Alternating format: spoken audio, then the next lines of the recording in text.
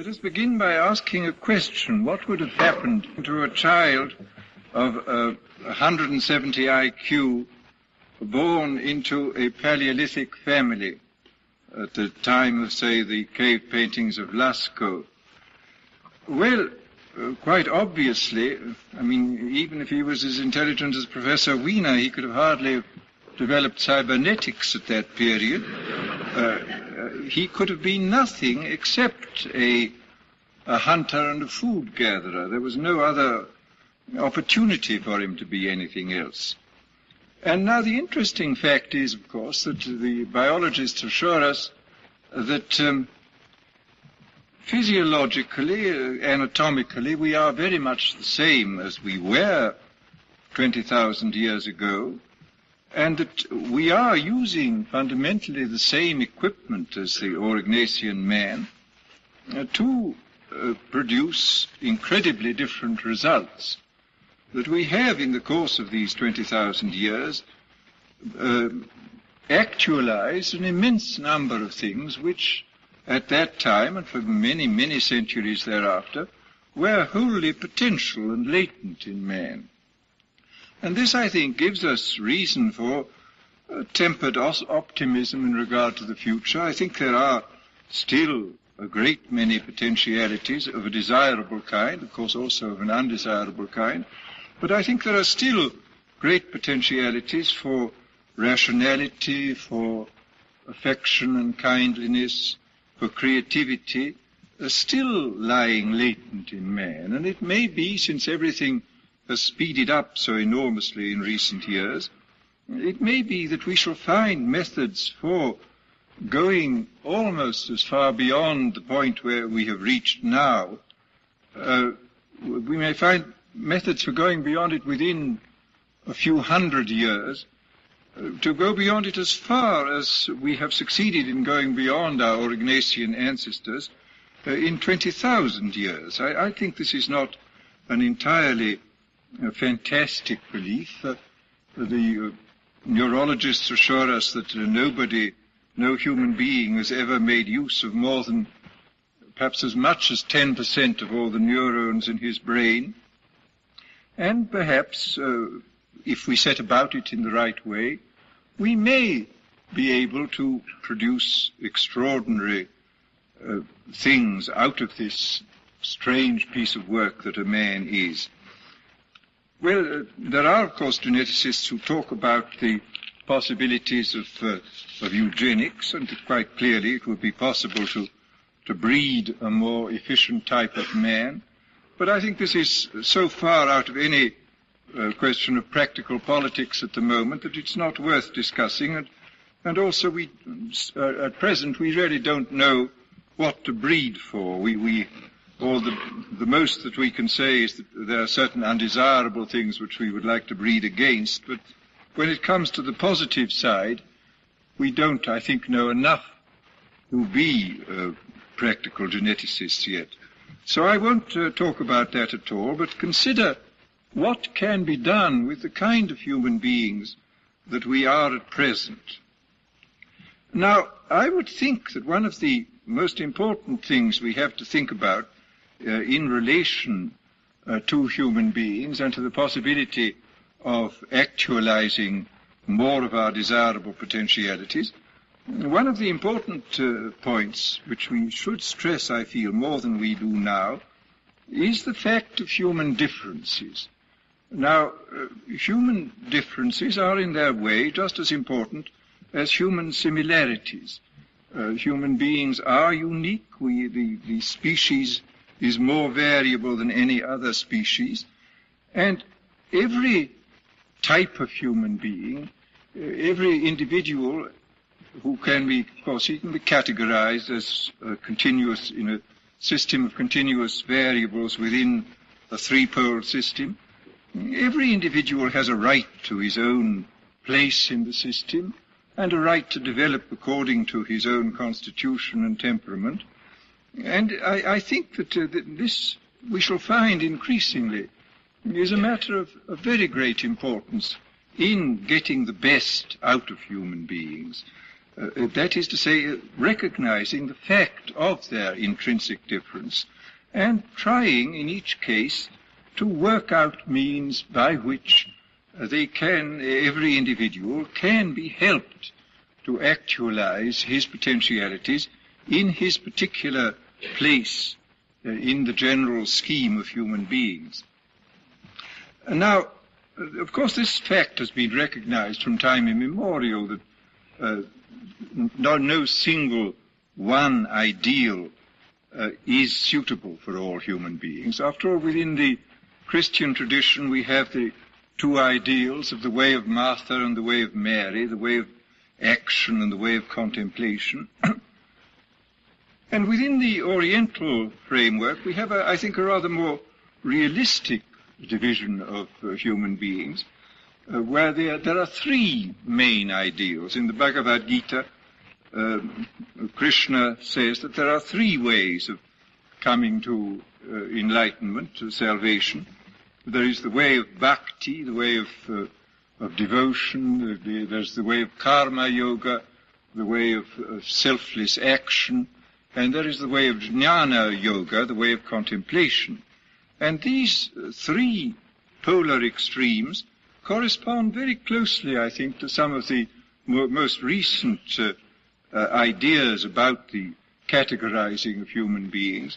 They correspond to the French idea, which was popular in the earlier half of the 19th century, of the three types, what was called the digestive type, the muscular type, the cerebral type, and correspond closely to the idea of the three poles of possible viable human variability, which Sheldon has outlined, the endomorph, mesomorph, and ectomorph. And I think we shall find that probably in due course it will be found valuable to develop types of differential education for children certainly for those at the extreme limits of these polar distinctions. We, after all, now have seen the value of differential education in regard to both to the intellectually highly gifted and to the intellectually under-gifted. But I think we shall find it valuable to have differential education not merely, so to say, on the vertical level, but also on the horizontal level. That it will be useful to take children according to their nature of their temperament and give them slightly different kinds of training. One of the valuable things, I think, will be to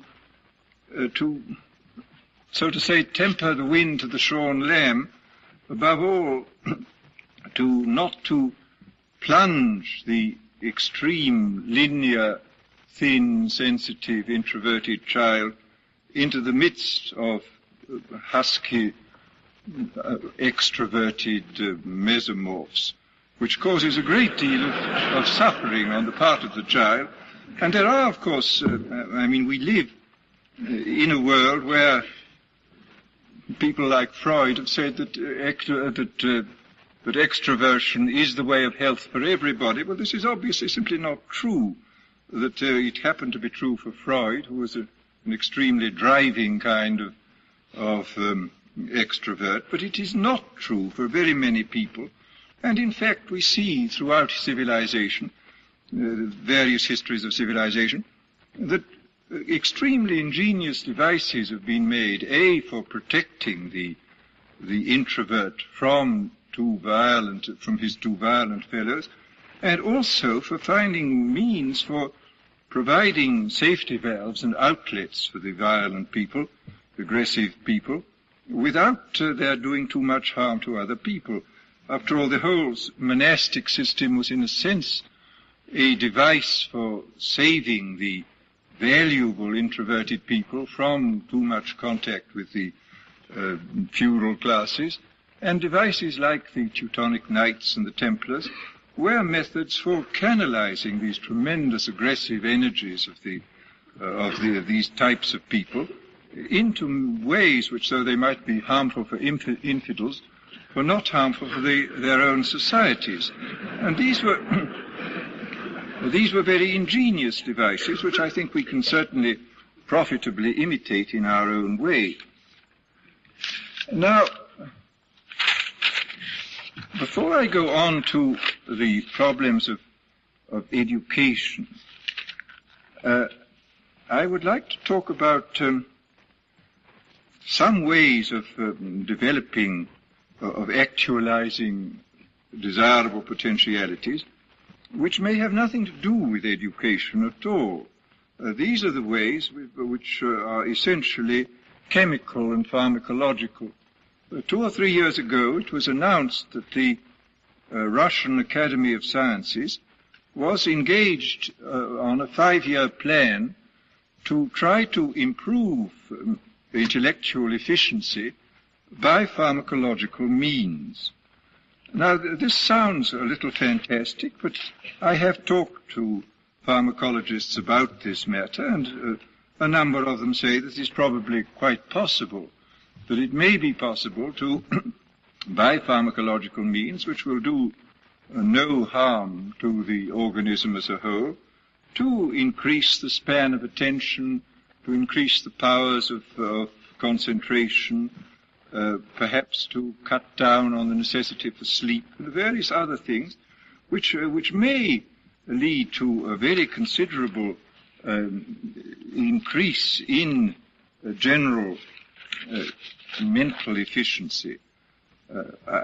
Seeing the extraordinary rate at which pharmacology is advancing at the present time, I would not be at all surprised if within the next 10 or 20 years something of this kind did become possible, and that it may be conceivable that people will be made mentally more efficient by pharmacological means. Well, then there's another possibility, which is this, that somebody may discover a really good euphoric, something which will make people feel happy without damaging their physical organism.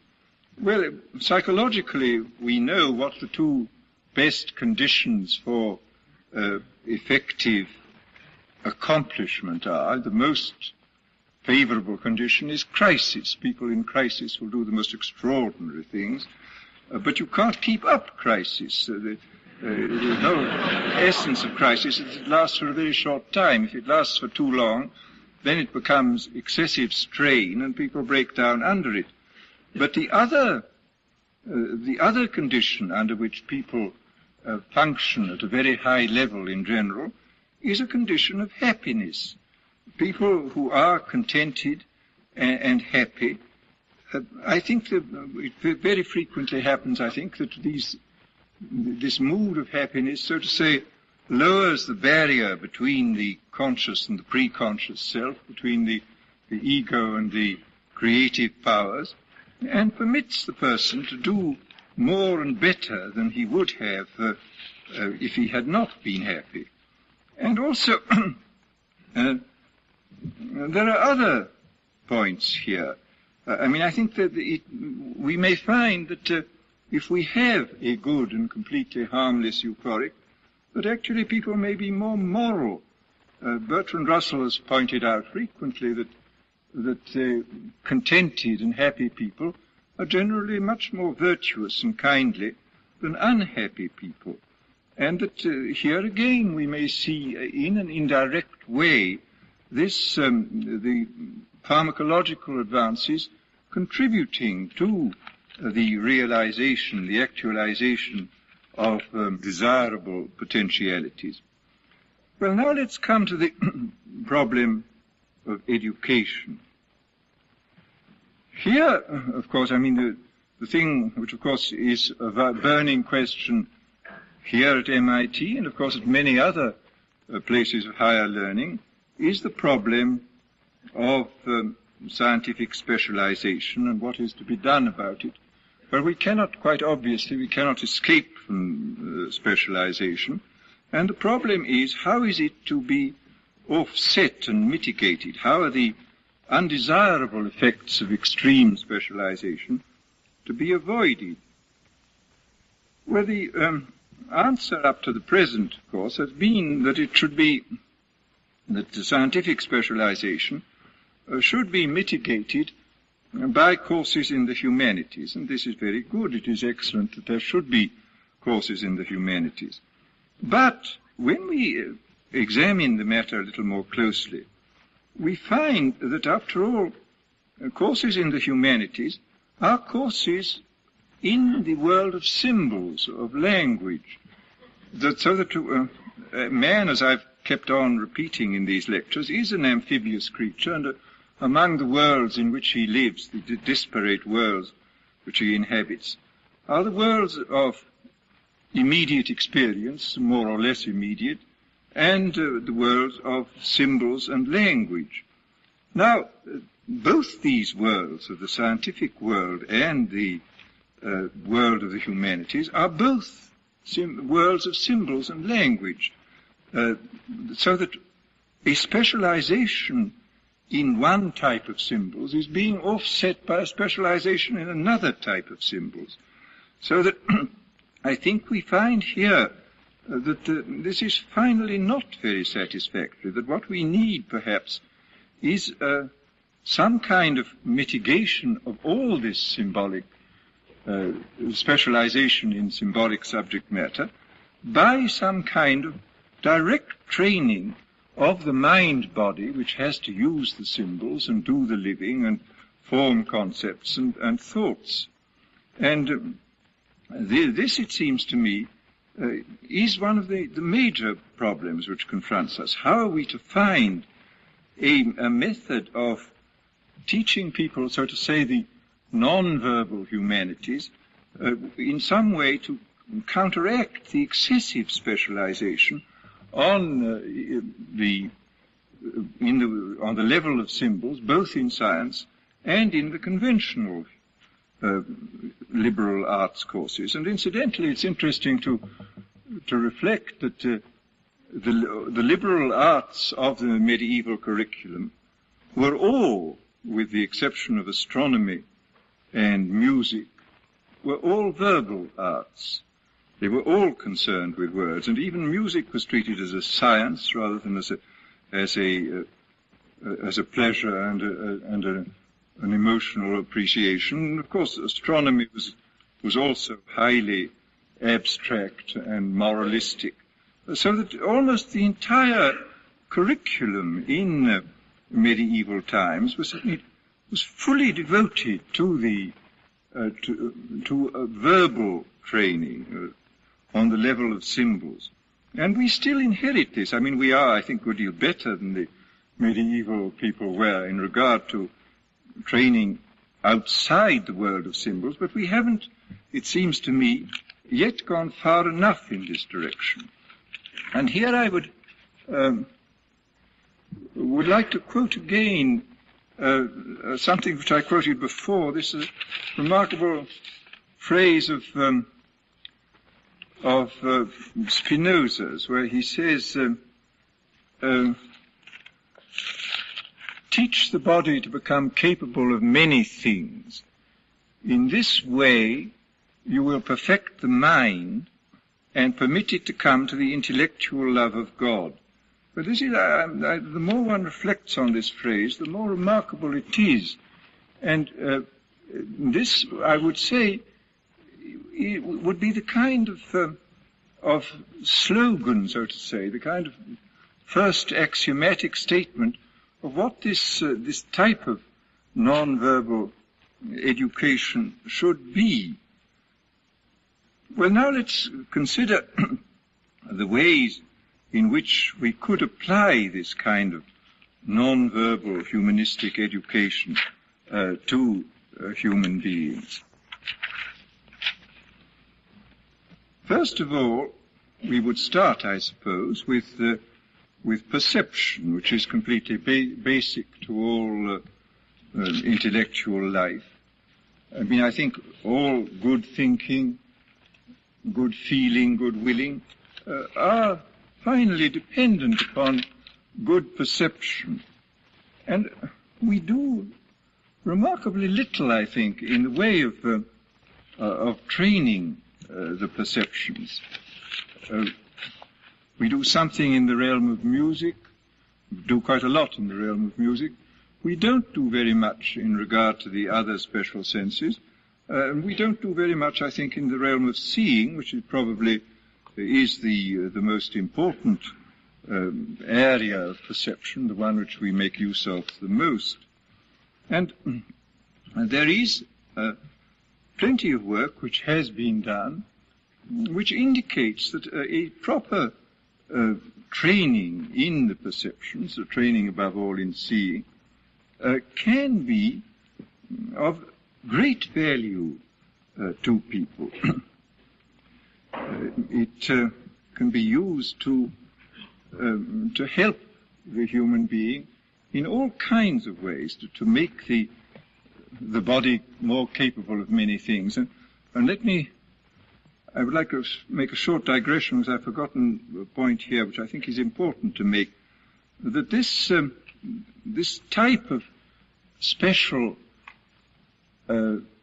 training of the non-verbal humanities, the training of the mind-body, is probably particularly important at this time, when advancing technology has made a great many of the skillful uses of correlated hand, mind, and eye unnecessary.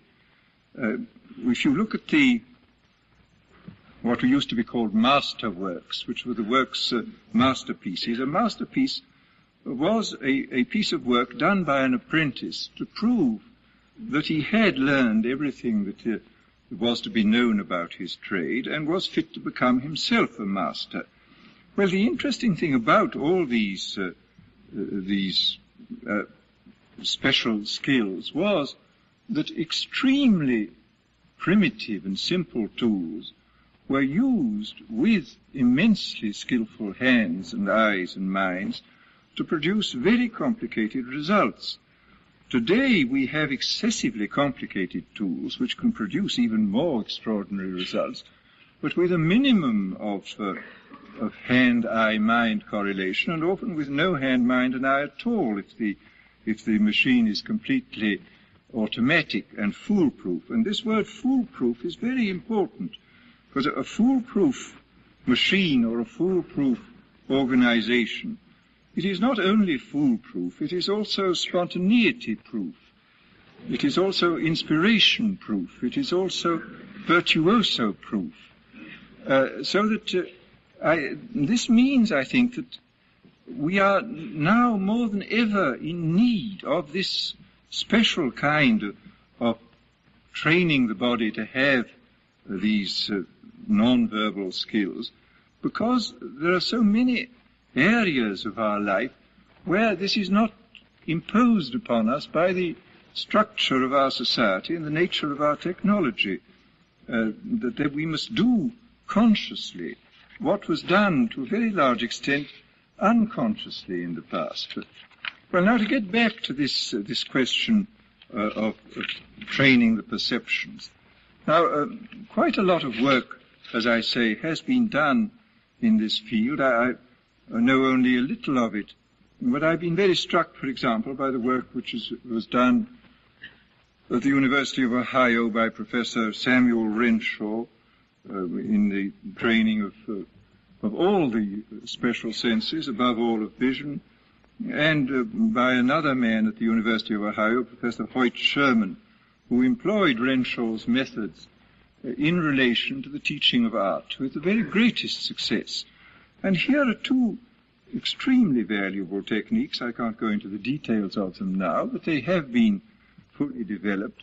And one of the interesting things seems to be when these techniques were applied to elementary schools, it was found that the children who underwent this kind of training of the visual sense were developed more rapidly. They seemed to be more intelligent. Their scholastic performance was better. They were more interested in what they were doing. And therefore they behaved better. So that there was great advantages on every level seemed to accrue from this type of training. And as I say, a lot of work in these fields has been done, and I think there's a very good case for looking into this and seeing what more can be done. Now, of course, the training of the perceptions is only a special aspect of the general training in awareness. Now, I would regard awareness as one of the so to say, the absolute values of human life. I think it is an absolute good to increase awareness. This is an act of faith, but I think that awareness ranks with kindliness and intelligence as one of the basic goods which we should try to realize.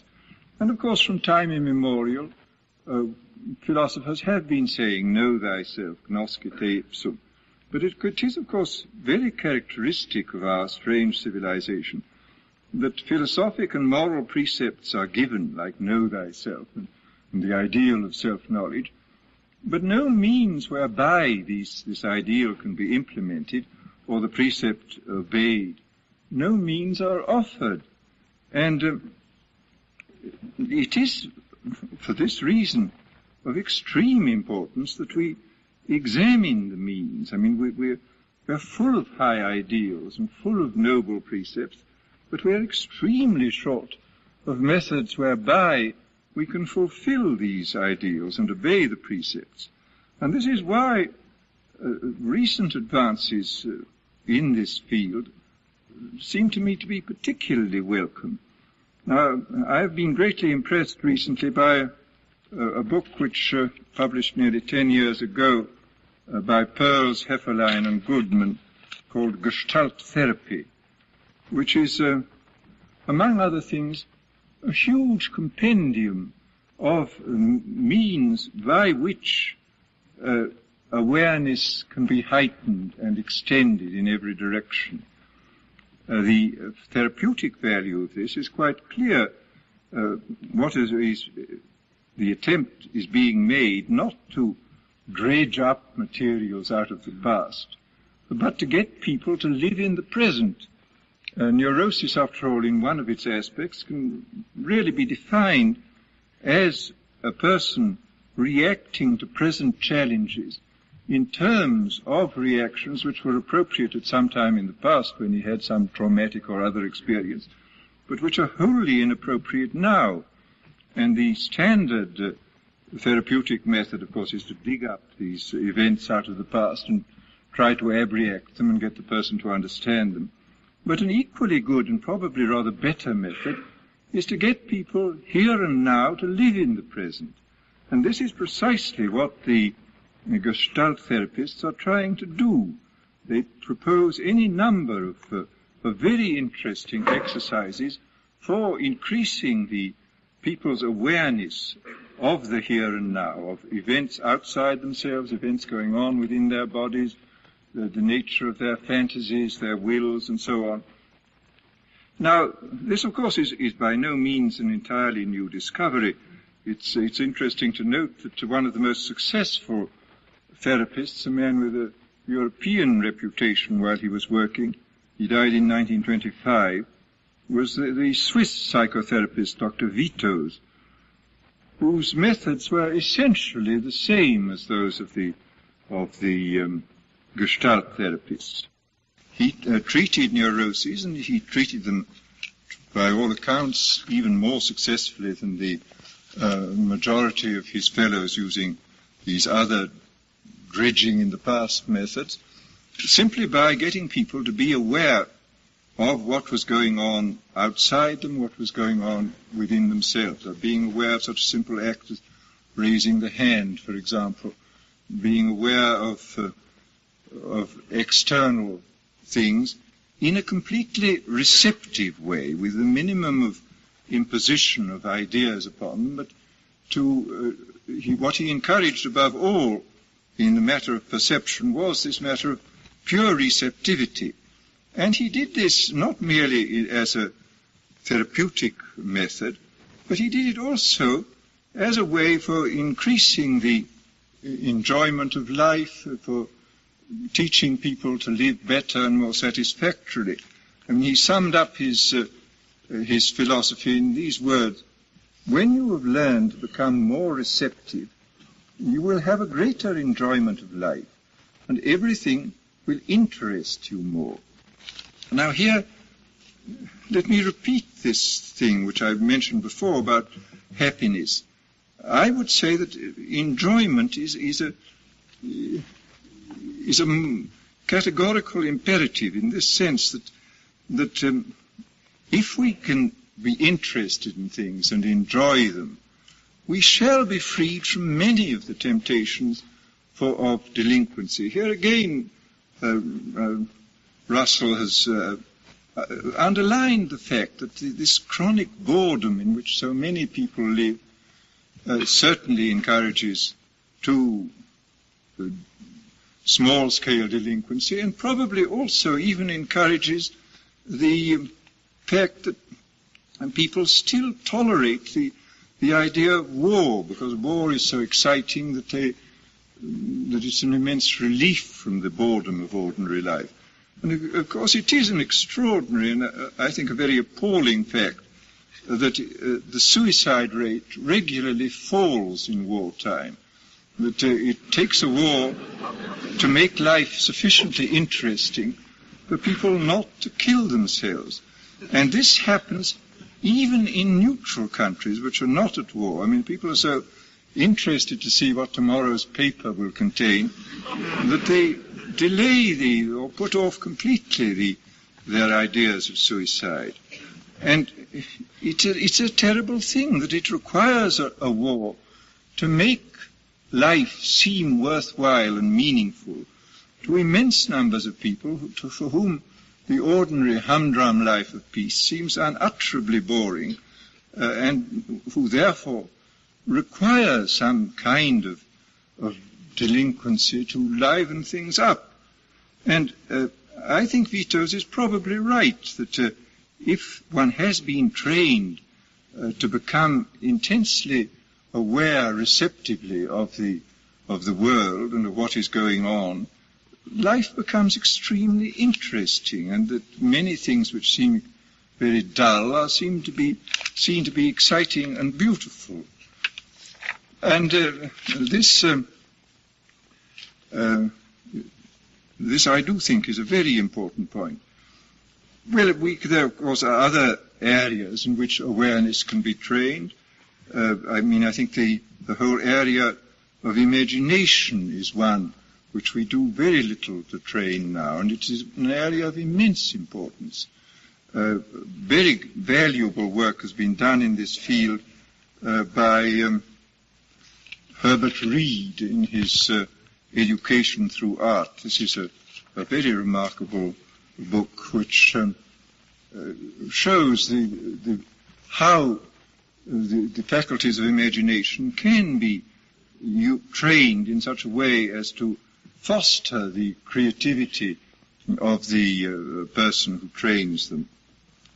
And in Gestalt therapy, we find many recipes for the training of the imagination. And there are a number of other books that I happen to have read. I'm sure there are many more that I haven't read.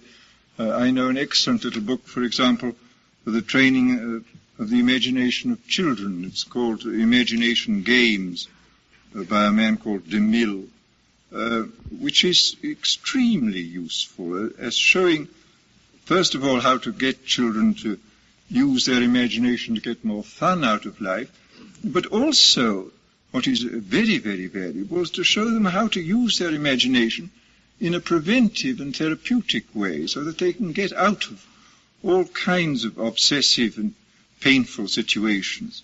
I mean, for example, a simple device would be in relation to some grown-up of whom they're frightened, where they can use their imagination in such a way that they can make this grown-up in their fancy perform ridiculous acts, climb on trees like monkeys.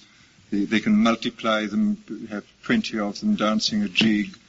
They can finally throw them into the sea in their imagination. And this is a very valuable procedure which will certainly help a great many children to get out of many of their fears.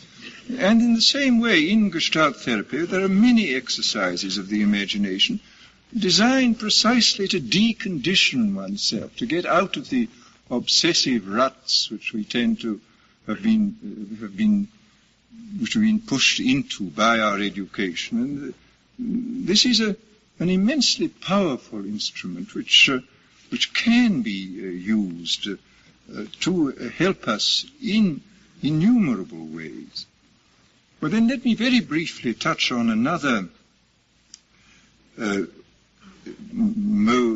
exercise, another technique of awareness, which is a technique which John Dewey greatly recommended. It is a technique devised by the late F.M. Alexander, which is a technique of being aware of what Alexander called the use of the self, of being aware of the wrong use of the self, and of taking lessons in the right use, which, again, is too complicated to describe at length. But Dewey was so convinced of its enormous value that in one of the prefaces that he wrote to Alexander's books, he says that Alexander's technique is to education what education is to life in general. It proposes an ideal and provides means whereby that ideal can be realized. But this is obviously extremely high praise. And yet the extraordinary fact is that although Dewey has had an immense influence on education and the minds of educators in general, nobody has paid the slightest attention to this, and that Alexander remains almost unknown. I'm glad to say there is in this area a tiny oasis of Alexanderism at Tufts University, and where some quite interesting research, very interesting research, is going on in relation to his work. But it seems very strange that a method so highly recommended by this man who, after all, produced a revolution in education, John Dewey, should have been so totally neglected. Now, finally, before I leave this subject, let me say that I've mentioned the Gestalt therapy and the work of Vitos in our century, but actually, of course, these kind of techniques go back to an enormous distance into the past, above all in Oriental literature. One can find, for example, there's an extraordinary tantric text, which I suppose goes back, I don't know, probably to the beginning of our era, where the text is introduced by a kind of interview between Shiva and his divine consort, Parvati, the goddess. And the goddess asks him, what is the secret of your kind of enlightened consciousness? And he answers by giving her a list of 118 exercises in consciousness, which will help to go forward into this ultimate transforming consciousness. They are exercises in psychology for the purpose of developing the end products of what Kumaraswamy called ontology, the science of the self with the large S, the science of the pure ego, the science of the Atman. And in these exercises, which outline methods for becoming conscious of every type of human activity, even down to sneezing and eating and going to sleep, he suggests, he anticipates almost everything that Vitos and the Gestalt therapists have done, and it provides a sort of complete curriculum, actually, this of what can be done in this field for developing the mind-body, for teaching the body, or we should better state the mind-body, to become capable of many things, as Spinoza put it. Well, now we have to go on to a very important point, which is the problem of actualizing benevolence, actualizing love and kindliness, and if possible, preventing the opposites from being actualized. This, of course, is one of the major problems which has always confronted every society. How do we encourage love and benevolence, and how do we prevent these impulses to violence and brutality from breaking out and doing their appalling harm? Well, here again, it's interesting to find that whereas all the great world religions have inculcated love and kindliness and benevolence, virtually none have provided means whereby these qualities can be actualized, can be built into the child. And it's a very curious fact that it has remained for an extremely obscure, very savage tribe in New Guinea, a tribe described by Margaret Mead, to develop an extremely effective method for building an attitude of love into the child during infancy. Margaret Mead describes these methods of the Arapesh. The Arapesh, unfortunately, on this side, they were entirely admirable, but they were a bit sloppy otherwise. They seem to lack the ability to do things very well, but I don't think there's any incompatibility between love and efficiency. I think it's by no means past the wit of man to combine the two. But the methods which she describes are extremely interesting. The infant is held by its mother. While it is being nursed, she talks to it, plays with it, caresses it, and periodically brings the child into physical contact sometimes with other members of the family, other members of the tribe, sometimes with the domestic animals, and always murmuring as she does so the word good, good. Well, the child doesn't understand it yet, but of course the tone means something, and when the child learns to speak, the significance of the word good will enter its mind, and a real conditioned reflex of an extraordinarily valuable nature will have been built up. And Margaret Mead records how extraordinary it was to discover these children, these Arapesh children, would naturally be alarmed when she came into the hut. I mean, she was of a different color, she was dressed in a wholly different way, she came from somewhere right outside the tribe, and for a moment the child would be very frightened, but then the mother would just say, good, good, and the child would immediately run to Margaret Mead and let itself be picked up, and the general attitude towards the other human beings and towards animals was one of trustful affection and liking and benevolence. And their whole pattern of life of the Arapesh was deeply influenced by this early training.